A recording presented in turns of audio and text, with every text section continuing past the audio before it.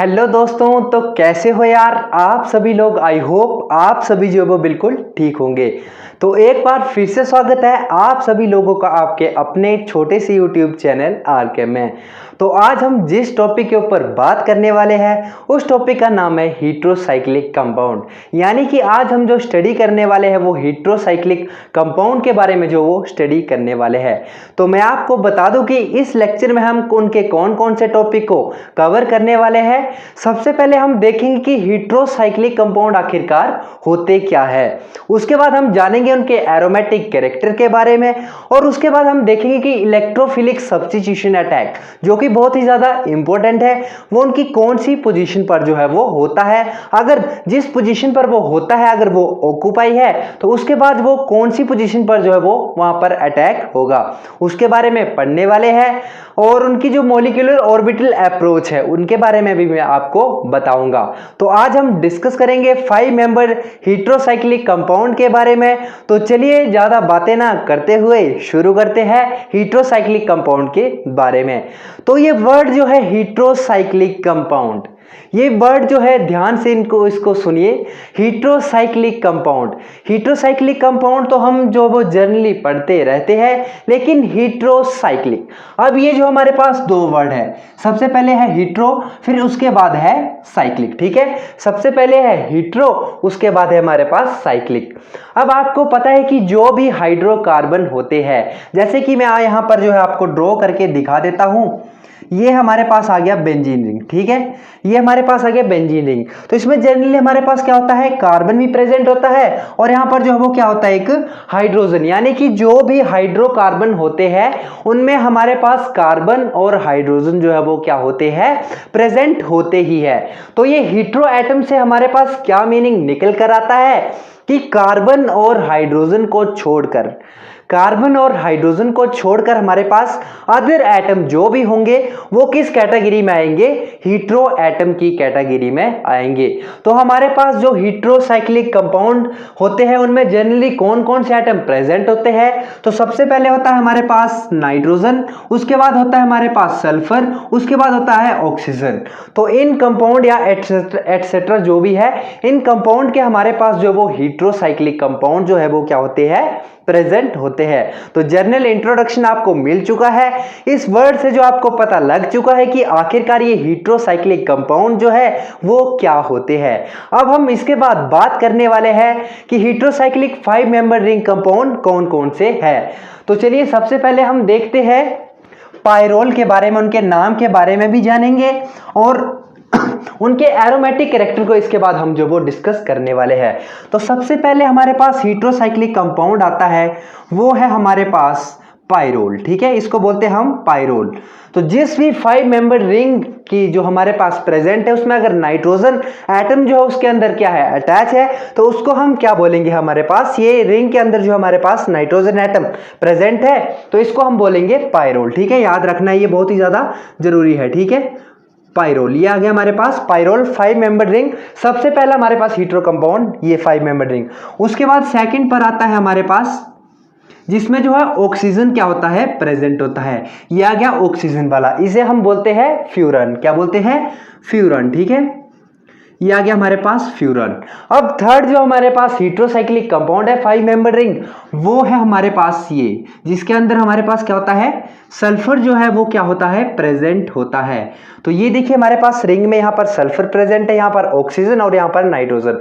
अब जिस रिंग में सल्फर प्रेजेंट है उस कंपाउंड को हम क्या बोलते हैं, इसको बोलते हैं हम थायोफीन। ठीक है, इनके नाम जो है वो आपने याद रखने हैं, थायोफीन। ठीक है, ये हमारे पास थायोफीन। तो सबसे पहला कंपाउंड कौन सा था जिसके अंदर नाइट्रोजन प्रेजेंट था और उसको हम क्या बोलते हैं, पायरोल बोलते हैं। सेकंड जिसमें हमारे पास ऑक्सीजन प्रेजेंट था उसको हम क्या बोलते हैं, फ्यूरन बोलते हैं। थर्ड जिसके अंदर हमारे पास सल्फर जो है वो प्रेजेंट है उसको हम बोलते हैं थायोफीन। ठीक है, तो ये हमारे पास 5 मेंबर रिंग 3 जो हमारे पास कंपाउंड है हेटेरोसाइक्लिक, वो इनके स्ट्रक्चर मैंने यहां पर डिस्कस कर दी है। जो कि आप अगर बीएससी में स्टडी कर रहे हैं वहां पर आपको जो है वो ये 3 ही जो हमारे पास 5 मेंबर रिंग जो है वो कंपाउंड जो उनके बारे में स्टडी किया जाएगा। तो चलिए अब बात करते हैं इनकी एरोमेटिक कैरेक्टर के बारे में। अब एरोमेटिसिटी को चेक करने के लिए हमें सबसे पहले क्या देखना पड़ता है कि जो भी कार्बन है वो क्या होना चाहिए, प्लेनर। ठीक है, प्लेनर होना चाहिए, यानी कि हमारे पास क्या होना चाहिए, वो sp2 या sp हाइब्रिडाइज होना चाहिए। ठीक है, क्या होना चाहिए, प्लेनर sp2 या sp हाइब्रिडाइज होना चाहिए। उसके बाद हम चेक करते हैं कंजुगेशन। ठीक है, उसके बाद हम क्या करते हैं, चेक इनकी कंजुगेशन के बारे में कि आखिरकार इन कंपाउंड में क्या है, कंजुगेशन प्रेजेंट है या नहीं है। ठीक है, तो यहां पर हमारे पास नाइट्रोजन के पास आपको पता ही है क्या है, एक लोन पेयर प्रेजेंट है। ऑक्सीजन के पास कितने लोन पेयर प्रेजेंट होते हैं, 2 लोन पेयर प्रेजेंट होते हैं। वैसे ही सल्फर के पास हमारे पास कितने लोन पेयर प्रेजेंट होते हैं, 2 लोन पेयर प्रेजेंट होते हैं, क्योंकि ऑक्सीजन और सल्फर एक ही फैमिली के जो है वो मेंबर है। ठीक है, एक ही घर में रहते हैं और एक ही फैमिली के जो है दोनों क्या है, मेंबर है। अब बात करें कि आपको मान लीजिए क्वेश्चन आ जाए या जो आता ही है हर बार आपको एग्जाम में देखने को मिलेगा कि इनकी जो है एरोमेटिक कैरेक्टर के बारे में डिस्कस करो, या ऐसे पूछ लिया जाएगा कि एरोमेटिसिटी क्या होती है इनकी, सबसे ज्यादा कौन एरोमेटिक है और लिस्ट हमारे पास कौन एरोमेटिक है, और उसका रीजन भी बताओ। रीजन भी कई बार एग्जाम में पूछा जाएगा। कॉम्पिटेटिव एग्जाम में तो जनरली पूछ लिया जाएगा कि ऑर्डर बता दो, लेकिन जो सेमेस्टर एग्जाम होंगे आपके उसमें यह पूछ लिया जाएगा कि एक्सप्लेन करो कि कैसे हमारे पास किसकी एरोमेटिसिटी जो है वो ज्यादा है। तो चलिए अब बात करते हैं इनकी एरोमेटिक कैरेक्टर के बारे में। तो सबसे पहले मैंने आपको बता दी कि कंपाउंड प्लेनर होना चाहिए, सेकंड पे वो कंजुगेटेड होना चाहिए, और थर्ड हमारे पास जो सबसे ज्यादा इंपॉर्टेंट है 4n+2 पाई, इसको बोलते हैं हम हक्केल रूल। ये हमारे पास जो वो फॉलो होना चाहिए। अगर 4n+2 पाई हमारे पास इलेक्ट्रॉन में प्रेजेंट है तो हमारे पास वो एरोमेटिक कंपाउंड क्या होंगे, माने जाएंगे। ठीक है, अब बात करते हैं कि सबसे ज्यादा एरोमेटिक हमारे पास कौन है। तो आप सभी को पता ही होगा कि जिस कंपाउंड में सबसे ज्यादा इलेक्ट्रॉन की डीलोकेलाइजेशन होती है वो कंपाउंड क्या होता है, सबसे ज्यादा एरोमेटिक होता है। क्या बोला मैंने, जिस कंपाउंड में हमारे पास क्या होगा, सबसे ज्यादा इलेक्ट्रॉन की डीलोकेलाइजेशन होगी, यानी कि सबसे ज्यादा इलेक्ट्रॉन क्या कर रहे होंगे, डीलोकेलाइज कर रहे होंगे, वो कंपाउंड जो हमारे पास क्या होगा, सबसे ज्यादा एरोमेटिक होगा। तो अब आपको पता है कि इलेक्ट्रोनेगेटिविटी इन सभी में से किसकी ज्यादा है, तो ऑक्सीजन की सबसे ज्यादा है। उसके बाद हमारे पास आता है नाइट्रोजन, और उसके बाद आता है हमारे पास सल्फर। ये हमारे पास सबसे ज्यादा इलेक्ट्रोनेगेटिविटी वाला ऑक्सीजन एटम, उससे कम वाला नाइट्रोजन, और सबसे कम हमारे पास सल्फर। अब आपको बोलूं मैं कि इनसे इलेक्ट्रॉन आपको क्या करने हैं, छीनने हैं। तो सबसे इजीली आप इलेक्ट्रॉन किस जो एटम है, कौन सा एटम है, उससे आप इजीली जो है वो छीन पाओगे। तो जिसकी इलेक्ट्रोनेगेटिविटी सबसे कम होगी, जिसकी इलेक्ट्रोनेगेटिविटी सबसे कम होगी, ठीक है, जो कि इलेक्ट्रॉन को सबसे कम खींचेगा उसी से आप इलेक्ट्रॉन को क्या कर सकते हैं, जल्दी से जल्दी क्या कर सकते हैं, खींच सकते हैं। तो सल्फर जो हमारे पास लीस्ट इलेक्ट्रोनेगेटिव है और ऑक्सीजन जो है वो मोस्ट इलेक्ट्रोनेगेटिव है। तो सल्फर हमारे पास क्या करेगा, अपने इलेक्ट्रॉन को इजीली जो है वो डीलोकेलाइज कर देगा रिंग में, as compare to oxygen, as compare to nitrogen. हमारे पास क्या करेगा, सल्फर इजीली अपने इलेक्ट्रॉन को जो है वो क्या करेगा, रिंग में डीलोकेलाइज कर देगा। ठीक है, क्यों कर देगा, क्योंकि इसकी इलेक्ट्रोनेगेटिविटी जो है, अभी मैंने आपको ऑर्डर बताया कि सल्फर जो है वो लीस्ट इलेक्ट्रोनेगेटिव है एज कंपैरिजन टू ऑक्सीजन और नाइट्रोजन। तो इसलिए हमारे पास जो सल्फर है वो क्या करेगा, अपने इलेक्ट्रॉन को जो है वो इजीली रिंग में क्या कर देगा, डीलोकेलाइज कर देगा, जिसकी वजह से क्या हो जाएगा, इसका एरोमेटिक कैरेक्टर जो है वो सबसे ज्यादा हो जाएगा। तो सबसे पहले हमारे पास कौन आएगा एरोमेटिक कैरेक्टर में, सबसे पहले हमारे पास आ जाएगा थायोफीन। ठीक है, थायोफीन की एरोमेटिसिटी जो है वो सबसे ज्यादा होगी, एरोमेटिक कैरेक्टर इसका सबसे ज्यादा होगा। उसके बाद बात करते हैं, उसके बाद हमारे पास लेस इलेक्ट्रोनेगेटिव एटम कौन है, ऑक्सीजन और नाइट्रोजन में। तो नाइट्रोजन की जो हमारे पास क्या होती है, लेस इलेक्ट्रोनेगेटिविटी होती है एज कंपेयर टू ऑक्सीजन। तो हमारे पास इसके बाद कौन सा कंपाउंड आ जाएगा, पाइरोल। ठीक है, इसके बाद हमारे पास आ जाएगा पाइरोल। इसकी जो हमारे पास एरोमेटिक कैरेक्टर वो सेकंड नंबर पे आ जाएगा, और सबसे लीस्ट एरोमेटिक होगा हमारे पास कौन सा होगा, फ्यूरान। ठीक है, ये ऑक्सीजन वाला सबसे लीस्ट इलेक्ट्रोनेगेटिव, ये सबसे मोस्ट इलेक्ट्रोनेगेटिव जो है थायोफीन, उसके बाद पाइरोल, और उसके बाद हमारे पास कौन सा होगा, फ्यूरान होगा। ये जो है बहुत ही ज्यादा इंपॉर्टेंट ऑर्डर है, आपको कई बार एग्जाम में पूछ लिया जाएगा। तो अगर आप अभी नोट्स बना रहे हैं तो साथ साथ इसका जो है ऑर्डर आप लिख लीजिए। ठीक है, कि सबसे ज्यादा एरोमेटिक हमारे पास थायोफीन है, लेस एरोमेटिक जो हमारे पास फ्यूरान है, और उसके बाद बीच में मिडिल में जो हमारे पास वो कौन है, पाइरोल है। तो ये थी इनकी एरोमेटिक कैरेक्टर जो कि मैंने आपको बता दी है। तो आई थिंक आपको जो ये समझ आ गया होगा एरोमेटिसिटी के बारे में। अब बात करते हैं इनके स्ट्रक्चर के बारे में, ठीक है। मॉलिक्यूलर ऑर्बिटल स्ट्रक्चर के बारे में अब हम बात करने वाले हैं कि आखिरकार जो है हमारे पास मॉलिक्यूलर ऑर्बिटल स्ट्रक्चर इनके कैसे ड्रॉ होते हैं। और उसके बाद हम बात करेंगे जो कि बहुत ही ज़्यादा इंपॉर्टेंट है, और वो है हमारे पास electrophilic substitution reaction. Electrophilic substitution reaction के बारे में हम जो है वो इसके बाद जानने वाले हैं। तो सबसे पहले हम देख लेते हैं मॉलिक्यूलर ऑर्बिटल कि हमारे पास जो है ये मान लीजिए हमारे पास आ गया, ये हमारे पास, ठीक है, ये है नाइट्रोजन और ये है आपको पता ही है कार्बन। मैंने आपको जैसे बताया था हाइड्रोकार्बन हमारे पास क्या होता है, प्रेजेंट होते ही है। तो ये हम जो है इनके पी ऑर्बिटल को आप ड्रॉ कर लेते हैं। कार्बन का एक पी ऑर्बिटल यहाँ पर भी, क्योंकि आपको पता है कार्बन के पास हमारे पास क्या होता है, पी ऑर्बिटल, और वैसे ही नाइट्रोजन के पास हमारे पास क्या होता है, पी ऑर्बिटल प्रेजेंट होता है। तो मैं आपको एक का बताऊंगा, बाकी तो आप खुद ही कर लोगे, क्योंकि आपको पता है कि हमारे पास सिर्फ एटम की चेंजिंग है, रिंग तो आपको पता है सेम ही रहेगी।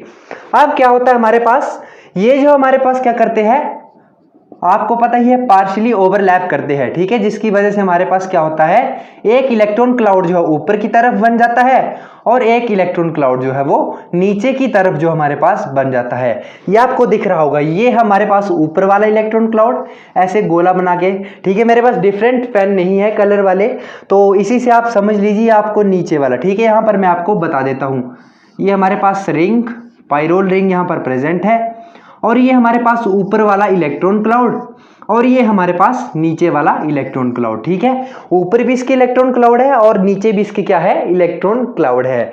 तो ये था हमारे पास मॉलिक्यूलर ऑर्बिटल स्ट्रक्चर। कई बार आपको एग्जाम में ऐसे ही पूछ लिया जाएगा, सेमेस्टर एग्जाम जो होते हैं, कि बताओ आप जो है वो मॉलिक्यूलर ऑर्बिटल स्ट्रक्चर ड्रॉ करके बताओ। कई बार तीनों के पूछ लिए जाएंगे, कई बार सिंगल जो है हमारे पास कंपाउंड होगा उसका जो है आपको मॉलिक्यूलर ऑर्बिटल स्ट्रक्चर जो वो ड्रॉ करने के लिए बोला जाएगा। तो ये भी जरूरी, आप इसे साथ साथ जो है वो देखते रहिए और नोट भी कर लीजिए, ठीक है। अब इसके बाद हम बात करने वाले हैं जो कि बहुत ही ज्यादा इंपॉर्टेंट है, कि हमारे पास 5 मेंबर रिंग जो है, ठीक है, 5 मेंबर रिंग जो है उसमें जो हमारे पास हीट्रो एटम है, ठीक है, उसमें जो पोजीशन है उसमें कौन सी पोजीशन पर जो है वो अटैक होगा, इलेक्ट्रोफिलिक सब्स्टिट्यूशन का जो हमारे पास अटैक होगा वो कौन सी पोजीशन पर होगा। जैसे कि हमारे पास हम केस डिस्कस करेंगे पायरोल के बारे में, बाकी सभी जो हमारे पास सेम रहेगा, सभी कंपाउंड के लिए हमारे पास क्या रहेगा, सेम रहेगा। अब इलेक्ट्रोफाइल का जो हमारे पास अटैक होगा वो कौन सी पोजीशन पर होगा, ठीक है।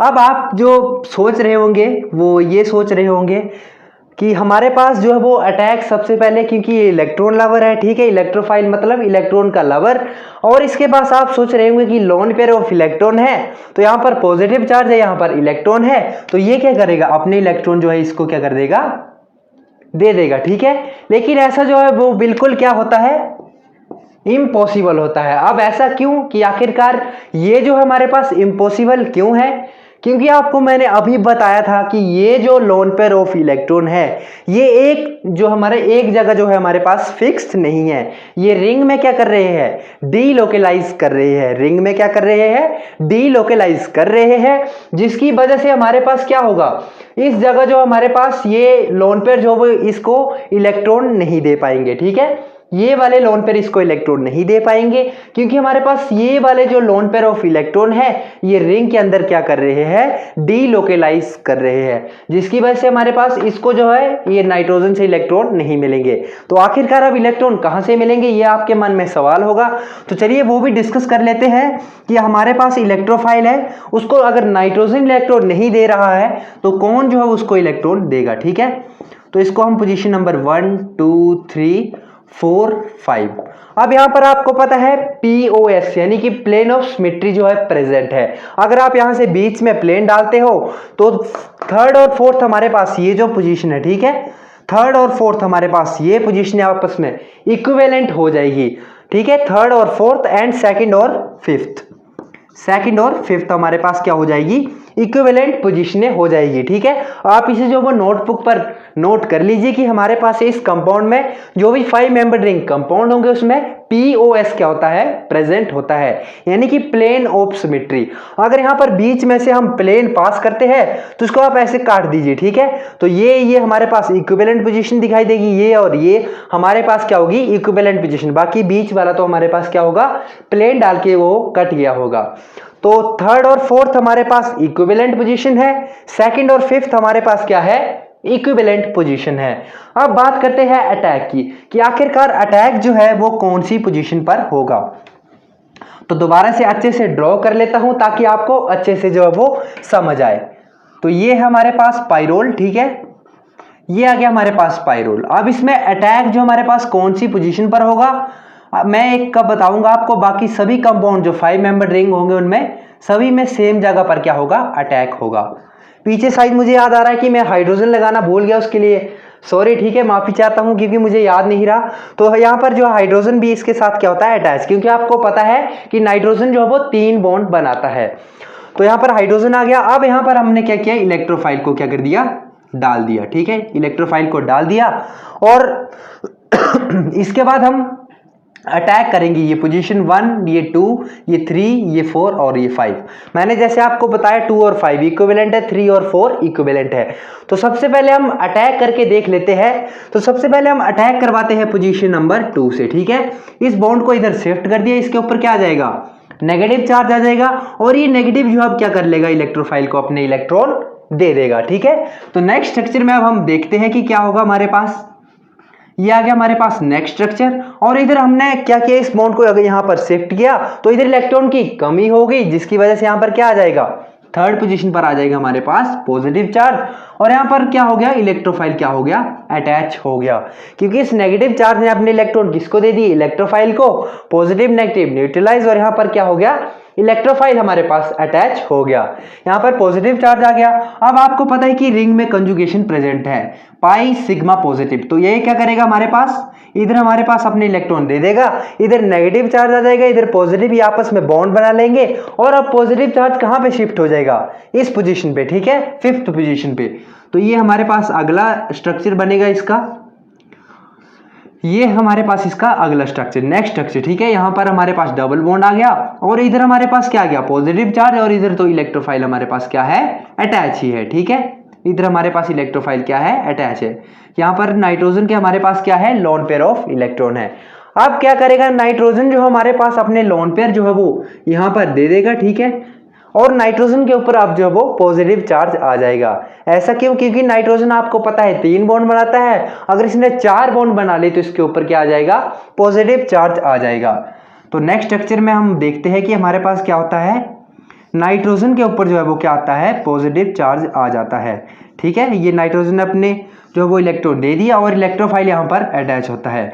तो ये कुछ रेजोनेटिंग स्ट्रक्चर जो हमारे पास बनते हैं अटैक एट पोजीशन 2। ठीक है, ऐसे लिख लेना आप, अटैक एट पोजीशन 2। कौन सी पोजीशन पर अटैक हुआ है, पोजीशन 2। ठीक है, राइटिंग थोड़ी गंदी है, ठीक है, तो आप थोड़ा मैनेज कर लेना। Attack eight position 2। ठीक है, पोजीशन 2 पर हमने अटैक किया, उसका केस देखेंगे। 2 जो मैंने बताया था किसके इक्विवेलेंट है, फिफ्थ के। ठीक है, अगर आप फिफ्थ पोजीशन पर अटैक करवाते हो तो बिल्कुल ऐसे ही केसेस बनेंगे। ठीक है, वहां पर भी ऐसे ही रेजोनेटिंग स्ट्रक्चर जो आपको देखने को मिलेंगे। तो इस केस में हमें जो वो कितने रेजोनेटिंग स्ट्रक्चर देखने को मिले, 1, 2, 3 एंड 4। ठीक है, 4 स्ट्रक्चर जो यहाँ पर हमें देखने को जो है वो मिले हैं। ठीक है, अब हम अटैक करवाएंगे पोजीशन नंबर 3 के ऊपर, अटैक एट पोजीशन नंबर 3। ठीक है, पोजीशन नंबर 3 के ऊपर अब हम अटैक करवा के देखेंगे कि आखिरकार जो पोजीशन नंबर 3 है उस पर अटैक करके हमें क्या देखने को मिलेगा। तो चलिए 2 की जगह मिटा के क्या करता हूं मैं, 3 यहां पर लिख देता हूं। तो ये है हमारे पास पाइरोल सिस्टम, ये आ गया पाइरोल हमारे पास। अब हमने अटैक कौन सी पोजीशन पर करवाना है, 3rd पोजीशन पर, 1, 2, 3, 4 एंड 5। ठीक है, ये है हमारे पास 3rd पोजीशन। ठीक है, ये है हमारे पास third position. Attack third position पर करवाना है, किसका? इलेक्ट्रोफाइल का। इलेक्ट्रोफाइल क्या है? पॉजिटिव चार्ज वाला। इसको क्या चाहिए? इलेक्ट्रॉन चाहिए। तो यहाँ पर जो है ये बॉन्ड किस जगह शिफ्ट हो जाएगा? पोजीशन नंबर थर्ड के ऊपर। अब थर्ड के ऊपर हमारे पास नेगेटिव चार्ज आ जाएगा, क्योंकि दोनों बॉन्ड के इलेक्ट्रॉन जो दो थे वो इसने ले लिए, और ये नेगेटिव चार्ज अब इलेक्ट्रोफाइल के ऊपर क्या कर देगा? अटैक कर देगा। तो यहां पर अब क्या हो जाएगा? पॉजिटिव चार्ज जनरेट हो जाएगा, क्योंकि यहां से क्या हुआ? हमारे पास इलेक्ट्रॉन जो वो चले गए। तो देखते हैं अब नेक्स्ट स्ट्रक्चर हमारे पास क्या बनता है। ये हमारे पास नेक्स्ट स्ट्रक्चर, यहां पर हमारे पास इलेक्ट्रोफाइल अटैच हो गया, ठीक है। यहां पर double bond as it is रहा, ये नाइट्रोजन के लोन पेयर आ गया, और यहां पर आ गया हमारे पास पॉजिटिव चार्ज आ गया। अब क्या होगा? नाइट्रोजन अपने लोन पेयर जो वो क्या कर देगा? इसको डोनेट कर देगा, और ये पॉजिटिव चार्ज अब किसके ऊपर आ जाएगा? नाइट्रोजन के ऊपर। क्यों? क्योंकि नाइट्रोजन हमेशा 3 बॉन्ड बनाता है, और यहां पर जो ये क्या करेगा? 4 बॉन्ड बना लेगा, जिसकी वजह से हमारे पास जो पॉजिटिव चार्ज अब जनरेट होगा वो किसके ऊपर होगा? नाइट्रोजन के ऊपर होगा। तो नेक्स्ट स्ट्रक्चर हमारे पास क्या बनेगा? ये हमारे पास नेक्स्ट स्ट्रक्चर, ठीक है। ये हमारे पास नेक्स्ट स्ट्रक्चर, नाइट्रोजन के ऊपर पॉजिटिव चार्ज है, और यहां पर जो हमारे पास ये इलेक्ट्रोफाइल जो है वो अटैच है, ठीक है। 2 3 4 नाइट्रोजन जो है वो 4 बॉन्ड बना लेगा, ठीक है। यहां पर आप देख सकते हैं। अब हमारे पास क्या होगा कि ये जो अब बॉन्ड है, ठीक है, ये जो हमारे पास 2 इलेक्ट्रॉन है, अब ये क्या हो जाएंगे? इस तरफ जो हमारे पास शिफ्ट हो जाएंगे, और अगर ये दोनों इस तरफ शिफ्ट हो गए तो ये तो पॉसिबल ही नहीं है। ये आपको क्वेश्चन भी आता है कि nitrogen can never be pentavalent atom, क्योंकि हमेशा 3 बॉन्ड बनाता है, तो 5 तो वो बना ही नहीं सकता। अपनी जो वैलेंसी है वो 4 तक जो है वो क्या कर सकता है? सह सकता है, ठीक है। 5 बॉन्ड तो नाइट्रोजन बना ही नहीं सकता। तो इस केस में हमारे पास ये 5th बॉन्ड बनाने की कोशिश कर रहा है, लेकिन ऐसा पॉसिबल ही नहीं होगा, ठीक है। ये स्ट्रक्चर वैसे कैसे बनना चाहिए था? ये स्ट्रक्चर पॉसिबल नहीं है, ठीक है। ऐसे लिख लेना, ऐसे मत कि एग्जाम में आप उतार के आगे फिर 5 बॉन्ड बना के आगे, ठीक है। तो ऐसा पॉसिबल बिल्कुल नहीं है। नाइट्रोजन कभी भी जो है वो 5 बॉन्ड नहीं बनाएगा, ठीक है। तो ये स्ट्रक्चर हमारे पास क्या है? पॉसिबल नहीं है। तो इस केस में हमारे पास कितने स्ट्रक्चर बने? 1 2 3, ठीक है। तो हमारे पास जो अटैक होता है पोजीशन 3 पर, वो लेस स्टेबल होता है as compare to position number 2, ठीक है। क्योंकि पोजीशन नंबर 2 में हमारे पास क्या हो रहा था? वहां पर उस केस में हमारे पास जो था वो उसके रेजोनेटिंग स्ट्रक्चर ज्यादा बन रहे थे, और आपको पता है कि जिसके रेजोनेटिंग स्ट्रक्चर ज्यादा होते हैं वो ज्यादा स्टेबल कंपाउंड बनता है। यानी कि सबसे पहले अटैक कौन सी पोजीशन पर होगा? पोजीशन नंबर 2 पर होगा। अगर पोजीशन नंबर 2 ऑक्युपाई है, यानी कि वो यहां पर क्या है? सबसे पहले कोई एटम ही अटैच है, तो उसके बाद क्या होगा? इक्विवेलेंट पोजीशन, यानी कि इसके जो बिल्कुल जो है वो सेम पोजीशन है, 5th पोजीशन पर अटैक होगा। अगर वो भी ऑक्युपाई है, ठीक है, उसकी प्लेस भी किसी ने ले ली है, तो उसके बाद हम आएंगे 3rd पोजीशन पर। फिर 3rd ऑक्युपाई है तो फिर 4th पर। जैसे कि आपको बता ही देता हूं, यहां पर समझा ही देता हूं आपको, ठीक है, कि कैसे कैसे हमारे पास अटैक। अब आप नोटबुक पर जो वो लिख लीजिए। ऑर्डर में आपको बता देता हूं कि सबसे पहले अटैक हमारे पास कार्बन नंबर 2, ठीक है, इस पोजीशन पर होगा। उसके बाद इसकी इक्विवेलेंट पोजीशन होगी वो कौन सी होगी? 5th पोजीशन, क्योंकि इसमें क्या है? प्लेन ऑफ सिमेट्री हमारे पास क्या है? प्रेजेंट है। उसके बाद होगा अटैक हमारे पास कार्बन नंबर 3 पर।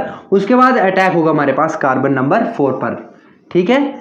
अगर हमारे पास पोजीशन नंबर 2 ऑक्युपाई है, ठीक है, पोजीशन नंबर 2 ऑक्युपाई है, तो उसके बाद अटैक होगा इसकी इक्विवेलेंट पोजीशन जो कि 5th पोजीशन है। अगर वो भी ऑक्युपाई है तो कार्बन नंबर 3rd, तीसरी पोजीशन जो है वहां पर क्या होगा? इलेक्ट्रोफाइल का अटैक होगा। अगर तीसरी भी ऑक्युपाई है तो हमारे पास 4th पोजीशन पर जो क्या हो जाएगा? वो अटैक हो जाएगा इलेक्ट्रोफाइल का। तो ये था हमारे पास electrophilic substitution of 5 member ring. ऐसे ही हमारे पास थाइफिन के केस में होगा, और ऐसे ही हमारे पास फ्यूरॉन के केस में होगा। तो नोटबुक पर आप जो इसे स्टार मार्क करके जो है वो नोट कर लीजिए कि सबसे पहले हमारे पास इलेक्ट्रोफिलिक सब्स्टिट्यूशन रिएक्शन जो है वो 5 मेंबर रिंग में कौन सी पोजीशन पर होता है? तो वो है हमारे पास पोजीशन नंबर 2। अगर वो क्या है? उस जगह कोई एटम अटैच है, जैसा कि ये हमारे पास, ठीक है। पायरोल का ही केस ले लेते हैं हम। अब मान लीजिए यहां पर हमारे पास कोई एटम जो है वो अटैच है, ठीक है, उसको R मान लिया। तो हमारे पास अब अटैक कौन सी पोजीशन पर होगा? इसकी इक्विवेलेंट पोजीशन। इलेक्ट्रोफाइल कहां पर अटैच होगा? 5th पोजीशन पर, क्योंकि ये भी क्या है, इसके इक्विवेलेंट है। अगर 5th पर भी कोई एटम अटैच है, जो उसको R2 नाम दे देते हैं, तब हमारे पास अटैक किस पोजीशन पर होगा, वो होगा हमारे पास 3rd पोजीशन पर, यानी कि जो इलेक्ट्रोफाइल आके लगेगा वो 3rd पोजीशन पर लगेगा। अगर 3rd भी हमारे पास ऑक्यूपाई है, यानी कि उसको भी किसी ने R3 एटम ने जो वो घेर रखा है, तो उसके बाद हमारे पास इलेक्ट्रोफाइल अटैच होगा इस पोजीशन पर। ठीक है, बहुत ही ज्यादा इंपॉर्टेंट, बहुत ही ज्यादा जरूरी ऑर्डर है ये, कि हमारे पास 5 मेंबर रिंग में जो है वो कौन सी पोजीशन पर अटैक होगा। ऐसे ही आपको जो है वो एग्जाम में जो आपको लिख कर आना है बिल्कुल अच्छे से, थ्योरी तो आप खुद भी लिख सकते हैं। बाकी कंसेप्ट मैंने आपको बता दिया है कि अटैक हमारे पास 5 मेंबर रिंग में 2nd पोजीशन पर होगा, क्योंकि वहां पर स्टेबल रेजोनेटिंग स्ट्रक्चर बनते हैं। और जो हमारे पास 3rd पोजीशन है, कार्बन नंबर 3rd पोजीशन, वहां पर जो आपने देखे थे कि लेस रेजोनेटिंग स्ट्रक्चर और क्या थे वो अनस्टेबल। लास्ट वाला क्या था, वो तो बिल्कुल बन ही नहीं सकता था, क्योंकि नाइट्रोजन हमारे पास 5 बॉन्ड की फॉर्मेशन कर रहा था, जो कि पॉसिबल ही नहीं है, क्योंकि नाइट्रोजन के पास वेकेंट d ऑर्बिटल जो है वो प्रेजेंट नहीं होता है। तो ये था आज का हमारा छोटा सा लेक्चर, जिसमें मैंने आपको उनकी एरोमेटिसिटी के बारे में बताया, एरोमेटिक कैरेक्टर के बारे में बताया। 2nd पर हमने उनका जो है मॉलिक्यूलर ऑर्बिटल स्ट्रक्चर देखा। अब मॉलिक्यूलर ऑर्बिटल स्ट्रक्चर हमने क्या देखा था, पायरोल का देखा था। बाकी हमने फ्यूरन का और थायोफीन का जो है वो मॉलिक्यूलर ऑर्बिटल स्ट्रक्चर जो अभी तक नहीं देखा है। तो अब हम बात करेंगे molecular orbital structure of furan की। ठीक है, क्योंकि पायरोल का मैंने आपको पहले ही बता दिया है मॉलिक्यूलर ऑर्बिटल स्ट्रक्चर। अब हम बात करते हैं कि हमारे पास फ्यूरान का जो मॉलिक्यूलर ऑर्बिटल स्ट्रक्चर है वो किस तरह से जो है वो ड्रॉ किया जाता है, क्योंकि इसमें कंफ्यूजन इस जगह होती है कि हमारे पास ऑक्सीजन में जो है वो क्या होते हैं, 2 लोन पेयर ऑफ इलेक्ट्रॉन क्या होते हैं, प्रेजेंट होते हैं। तो जब भी हम कंजुगेशन में इलेक्ट्रॉन को काउंट करने लगते हैं तो कई बच्चे सोच लेते हैं कि हमारे पास क्या होगा, ये दोनों लोन पेयर जो है वो क्या होंगे, कंजुगेशन में प्रेजेंट होंगे। और यहां पर ऐसे गिन के क्या कर देते हैं, 1 2 3 एंड 4, यानी कि 4 to 8 पाई इलेक्ट्रॉन काउंट कर देते हैं, जिसकी वजह से ये एंटी एरोमेटिक की कैटेगरी में आ जाता है। तो ऐसी गलती जो वो बिल्कुल नहीं करनी है, क्योंकि हमारे पास ये नीचे वाला जो लोन पेयर ऑफ इलेक्ट्रॉन है, बिल्कुल ध्यान से इस कंसेप्ट को समझिएगा कि नीचे वाला जो हमारे पास ये लोन पेयर ऑफ इलेक्ट्रॉन है, ये जो है ये कंजुगेशन में क्या होता है, प्रेजेंट ही नहीं होता है। अब आपको बताता हूं कि आखिरकार ये कंजुगेशन में प्रेजेंट कैसे नहीं होता है। तो सबसे पहले क्या करेंगे, हम यहां पर कार्बन के p ऑर्बिटल ड्रॉ कर लेते हैं और ऑक्सीजन के भी। ठीक है, ये आ गया पहले कार्बन का p ऑर्बिटल, दूसरे कार्बन का, ये तीसरे कार्बन का, ये चौथे कार्बन का, और ये 5वां तो हमारे पास ऑक्सीजन है। तो ऑक्सीजन का ये जो लोन पेयर है, हम इसका क्या करेंगे, p ऑर्बिटल जो है वो क्या कर लेते हैं, ड्रॉ कर लेते हैं। अब आपको पता है कि हमारे पास तीनों p ऑर्बिटल, p ये आ गया हमारे पास px, ये आ गया हमारे पास py। ठीक है, थोड़ी सी गलती होगी, py बना देता हूं मैं एक बार फिर से, ये आ गया py और ये आ गया हमारे पास pz। तीनों आपस में क्या होते हैं, बिल्कुल ही परपेंडिकुलर होते हैं, px py एंड ये आ गया हमारे पास pz। तो तीनों आपस में क्या होते हैं, परपेंडिकुलर होते हैं। तो px हमने क्या किया, यहाँ पे क्या कर दिया है, ड्रॉ। अब जो ये नीचे वाले लोन पेयर थे, इस लोन पेयर, ये नीचे वाले जो लोन पेयर है इस ऑर्बिटल के क्या होंगे, बिल्कुल परपेंडिकुलर होंगे, यानी कि ये हमारे पास होंगे py। ठीक है, ये आ गया हमारे पास py।